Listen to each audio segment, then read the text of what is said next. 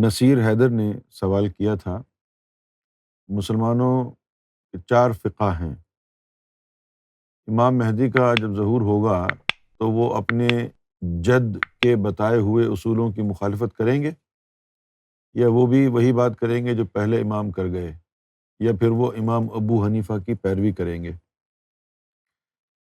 اس بات میں جو ہے وہ اس سوال سے یہ لگتا ہے کہ امام ابو حنیفہ نے جو شریعت کی وضاحت کی ہے، جو فقہ انہوں نے مسلمانوں کو دی ہے،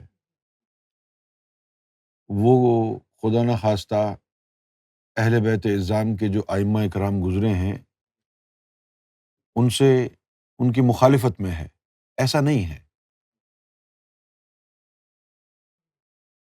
ایسا نہیں ہے کہ اہل بیت اعظام کے جو ائمہ اکرام ہیں انہوں نے جو شریعت کی وضاحت فرمائی ہے، اگر امت میں سے بھی کوئی امام شریعت کی وضاحت کرتا ہے تو اس کی مخالفت تصور کیا جائے گا۔ ایسا نہیں ہے، امام ابو حنیفہ نے جو شریعت کی وضاحت کی ہے وہ بھی درست ہے، اور ظاہر ہے اہل بیت اعظام کے جو ائمہ اکرام ہوئے ہیں انہوں نے جو فقہ دین کی بیان فرمائی ہے وہ بھی اپنی صحت کے اعتبار سے مکمل درست ہے۔ اب یہ دین کی انڈرسٹینڈنگ ہے، اللہ تعالیٰ سے جو لوگ جڑے ہوئے ہیں، اہل بیت اعظام کے ائمہ اکرام بھی اللہ والے ہیں، حضور کی نسبت بھی ان کو حاصل ہے، ظاہری اور باطنی۔ اسی طرح امت میں بھی بہت سے صاحب تقویٰ، صاحب نظر پیدا ہوئے ہیں، اور اللہ تعالیٰ نے ان پر بھی کرم فرمایا ہے، اور انہوں نے بھی شریعت کی وضاحت کی ہے۔ تو آپ اگر امام ابو حنیفہ کی فقہ کو مانتے ہیں، حنفی کہلاتے ہیں، ان کی تقلید کرتے ہیں، آپ اگر فقہ جعفریہ کو مانتے ہیں تو وہ بھی درست ہے۔ ایسا نہیں ہے کہ امام ابو حنیفہ کی فقہ پر عمل کرنے والے امام ابو حنیفہ، امام جعفر صادق کے مخالفین ہو گئے ہیں۔ جیسے کوئی ایک پروڈکٹ ہے، اس کے بیچنے والے بہت سارے ہیں، کہیں سے بھی خرید لیں آپ۔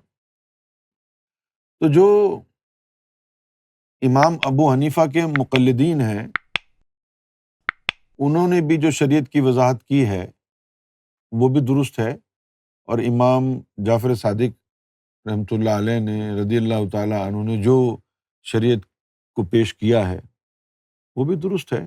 ان میں آپس میں یعنی اختلاف نہیں ہے۔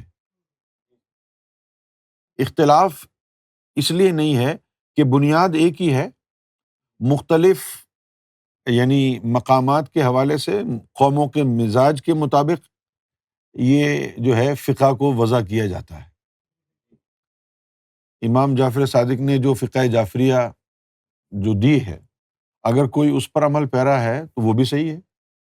امام ابو حنیفہ کا کوئی اگر مقلد ہے تو وہ بھی صحیح ہے۔ امام احمد بن حنبل بھی، بہت سے لوگ حنبلی، بہت سے لوگ امام شافعی کی فقہ کو فالو کرتے، اور امام ابو حنیفہ کے جو یعنی مقلدین ہیں زیادہ تر وہ پاکستان ہندوستان میں ہی پائے جاتے ہیں۔ اب اگر عرب کی طرف آ جائیں، سعودی عرب میں اگر آ جائیں آپ، تو یہاں پر احمد بن حنبل کے مقلد ہیں لوگ، اکثریت احمد بن حنبل کے۔ سیریا وغیرہ چلے جائیں تو یہاں امام شافعی کے ماننے والے زیادہ، لیکن اس سے کوئی فرق تو نہیں پڑتا، شریعت کی وضاحت کرنے والے ہیں، ائمہ اہل بیت بھی حق پر ہیں، اور یہ جو ائمہ اکرام ہیں یہ بھی حق پر ہیں۔ دونوں گروہوں کا اللہ کے رسول سے تعلق ہے۔ رہ گئی بات کہ امام مہدی جب آئیں گے تو امام مہدی کیا کریں گے؟ امام مہدی آپ کی شریعت کو نہیں چھیڑیں گے، امام مہدی آپ کی طریقت کو درست کرنے آ رہے ہیں۔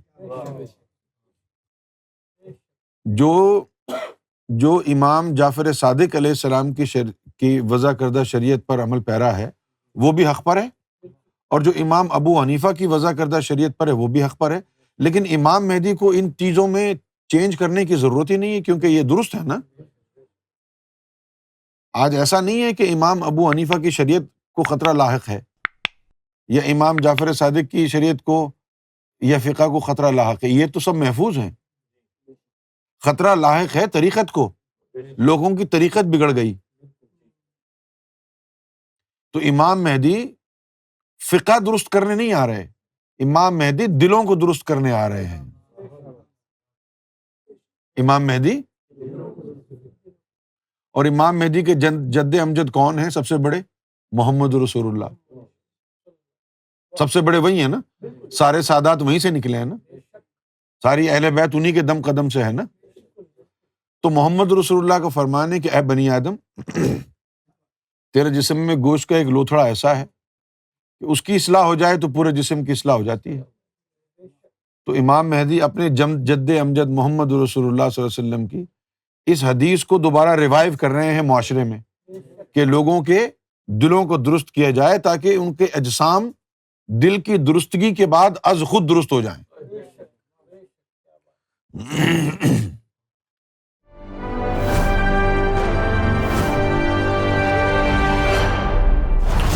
TV, bringing light, love, and peace in your life.